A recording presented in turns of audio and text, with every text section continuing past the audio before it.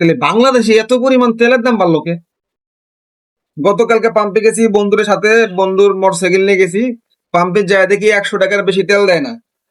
তো আমি এই জায়গা থেকে বাড়াইছি, যাবো হচ্ছে আমি প্রায় 70 কিলো রাস্তা। 70 কিলো রাস্তা যদি আমি যাই, আবার ঘুরে আসতে হবে আমার 70 কিলো। তো 1 লিটার তেল যদি আমার দেয়, আমি তো যেতে পারবো না। আর যে জায়গায় যাচ্ছি ওটা প্রখ্যাত, মানে প্রখ্যাত গ্রাম অঞ্চল। তো ওই গ্রাম অঞ্চলের জায়গায় ওখানে কোনো পাম্প পাবো না, না পাবো কোনো আপনার তেল। তাহলে আমরা কি গাড়িটা পরে হারাই নিয়ে আসবো? তো এই সিস্টেমটা কেন? তেল কি এখনো মজুদ নাই আমার দেশে? আমার সোনার বাংলাদেশে তেল কি 2 4 6 মাস 1 বছর চলবে এরকম তেল মজুদ নাই?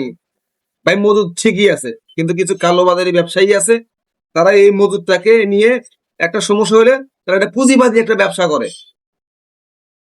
তবে বর্তমানে মানে এই যাবৎ এরা করে আসছে, কিন্তু বর্তমান যে আমাদের সরকার আসছে, বিএনপি সরকার, তারেক রহমান, এখন কিন্তু কোনো ছাড় দেবে না উনি।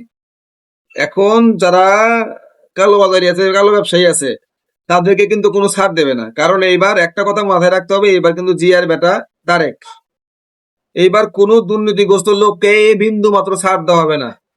সে নিজের দলের লোককেই ছাড় দেয় না, নিজের পরিবারের লোককেই ছাড় দেবে না, নিজের গোষ্ঠীর লোককে ছাড় দেবে না। বাইরের মানুষ তো দূরে থাকো।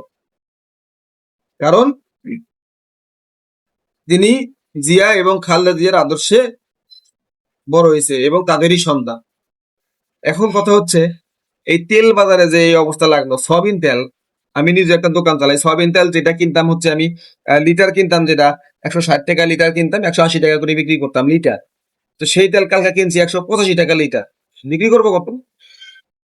এই হচ্ছে বর্তমানের অবস্থা। তাহলে এইভাবে যদি বাড়ে তাহলে কিচ্ছু করা নাই, দেশটা এইভাবে আস্তে আস্তে আস্তে আস্তে ধ্বংস করে চলে যাবে।